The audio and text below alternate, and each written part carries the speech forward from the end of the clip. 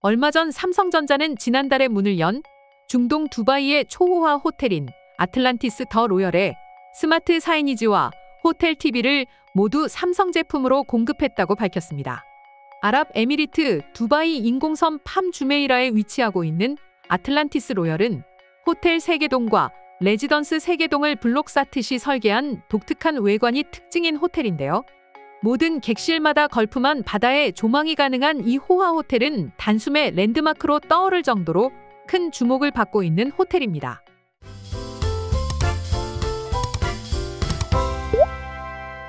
그리고 놀라운 사실은 이 호텔의 내부에 삼성의 제품들이 전량 설치된다고 합니다. 아틀란티스 더 로열의 최상위 객실인 로열 맨션에는 삼성전자의 LED 기술력이 집약된 초고화질의 디스플레이인 더 월이 설치된다고 합니다. 이제는 한국인보다 세계인들이 더 인정해주는 한국의 반도체 기술이죠. 한국의 제품이 세계적으로 주목을 받고 있는 상황인데 옆나라인 일본은 어떤 반응이 있을까요? 일본은 얼마 전 한국의 반도체를 잡으려는 생각으로 일본을 대표하는 큰 회사들이 서로 손을 잡았습니다. 도요타와 소니를 필두로 총 8개의 회사가 바로 그 회사들인데요. 새로운 회사인 라피더스를 만들었고 그들의 목표는 5년 뒤 한국의 반도체를 넘어서겠다는 포부를 가지고 있다고 합니다. 거기다가 일본 정부까지 지원을 할 정도로 규모가 큰 프로젝트를 진행하고 있는데요. 이처럼 한국과의 경쟁을 목표로 하고 있는 일본의 모습을 볼 수 있죠. 이에 대해서 경제 전문가의 의견에 따르면 한국을 이기기보다는 중국에게 따라잡힐 수도 있다는 얘기가 나오고 있습니다. 그 이유는 일본의 목표 때문인데요. 일본은 2027년까지 2나노 반도체의 생산을 목표로 하고 있습니다. 그런데 현재의 일본의 반도체 기술력은 40나노 정도의 수준밖에 되지 않기 때문에 현실적으로 불가능하며 자국 언론인 일본의 니혼게이자이 신문에서 중국의 레거시 반도체한테도 밀릴 것이다라고 보도될 정도이죠. 사실 일본의 세계 반도체 점유율은 1988년만 하더라도 50.3%나 되는 수치였지만 2021년에선 8.8%라는 암울한 수치를 보여주고 있죠. 일본의 반응을 보면 알 수 있듯이 한국은 세계경제대국이라고 불리는 일본이 견제할 정도의 나라가 된 것입니다. 그리고 이번에 한국에서 생산한 반도체로 제작된 삼성의 TV와 초고화질 디스플레이가 두바이의 초호화 호텔에 모두 설치되는데요. 이처럼 한국을 대표하는 기업인 삼성의 제품은 세계적으로 콧대가 높은 두바이의 새로운 랜드마크라고 불리는 아틀란티스 더 로열의 모든 객실에 설치된다는 것은 현재 한국의 삼성이 세계에서 가장 인정받고 있는 기술력이라고 생각해도 될 정도이죠. 세계의 수많은 나라, 수많은 기업들의 제품이 있지만 그 모든 것들을 제치고 한국의 삼성 제품이 입고된 건 같은 한국인으로서 자랑스러워할 만한 일입니다. 하지만 대단한 건 삼성뿐만이 아닙니다. 이미 아실 분들은 아실 테지만 조금 전에 말씀드린 두바이의 초호화 호텔 아틀란티스 더 로열 역시도 한국의 쌍용건설이 설계하고 지은 건물이죠. 이미 한국의 쌍용건설은 해외 고급 건축 시공 실적 1위라는 타이틀을 갖고 있는 기업인데요. 아틀란티스 더 로얄은 지난 2015년 12월 아랍에미리트 두바이에서 수주를 받고 약 80개월이 지난 공사 끝에 완공이 되었습니다. 겉모습은 마치 레고 블럭을 쌓은 듯한 비현실적인 모습을 하고 있는데요. 시공의 난이도는 일반적이지 않을 때 정말 고도의 기술력이 들어간다고 보면 됩니다. 딱 봐도 누가 저런 생각을 하지? 누가 만들었지? 할 정도의 건축물 말이죠.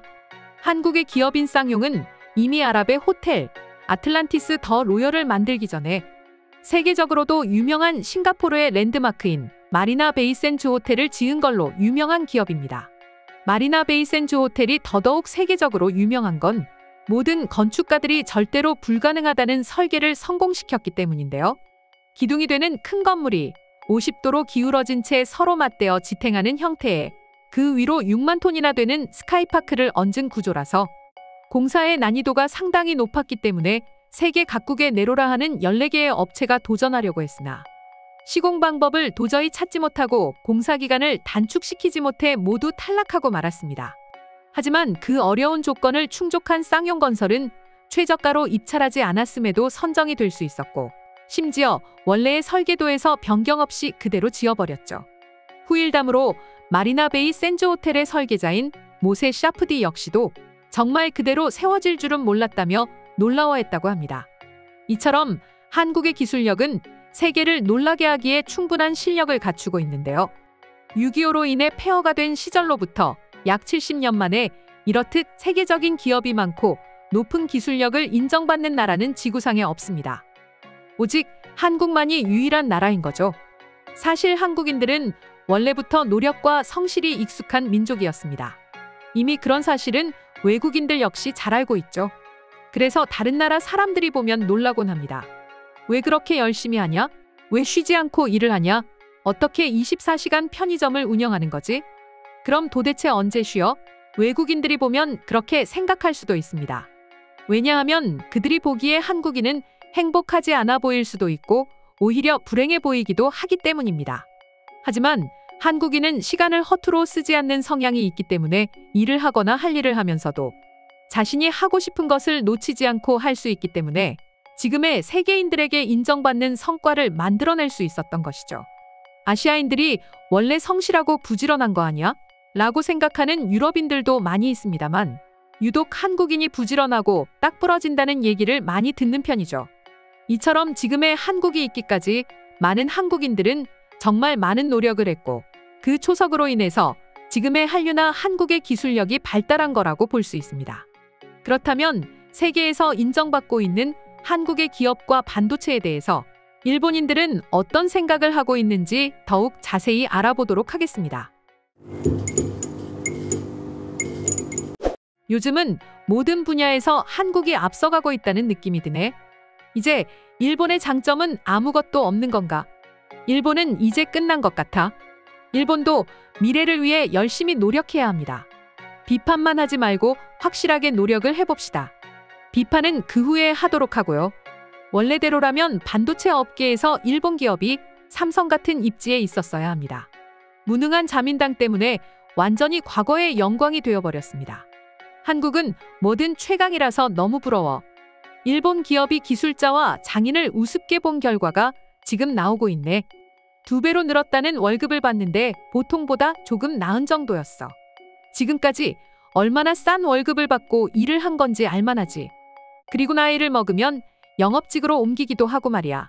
월급도 늘고 지금까지 해왔던 일을 계속할 수 있다면 누구라도 당연히 외국으로 가는 사람이 생기는 거지.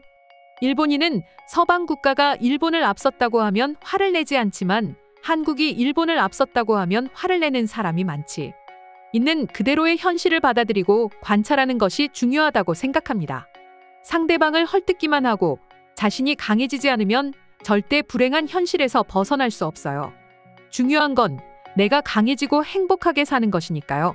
힘내라, 일본 반도체. 일본 기업은 한국 기업한테 완전히 패했어. 이제 삼성을 본받아야 해. 일본은 기술직보다 영업직을 우대하고 매출 확보를 위해 싸게 팔기만 하더니 결국 유능한 기술직은 다른 곳으로 흘러가 버린 게 일본이 패한 가장 큰 이유지. 정말 지금의 60대, 70대는 일본을 망쳐버린 세대라고 밖에 생각할 수 없지. 그리고 그들이 혐오를 조장하고 있는 세대들이고 말이야. 일본 정부와 대기업이 기술자나 중소기업을 소중히 여기지 않은 결과야. 아무것도 모르는 사람이 아는 척하는 것 같은데 댓글 달기 부끄럽지 않아요? 삼성이 양산화를 발표한 시점에서 수율은 해결되었다고 봐야 할 겁니다. 저는 일본 제조사의 한국 담당 직원이었습니다. 계속해서 피나는 노력을 하는 한국 사람들에게는 고개가 절로 숙여집니다. 유감스럽게도 이제 한국은 일본에 손이 닿지 않는 존재가 되어버렸습니다.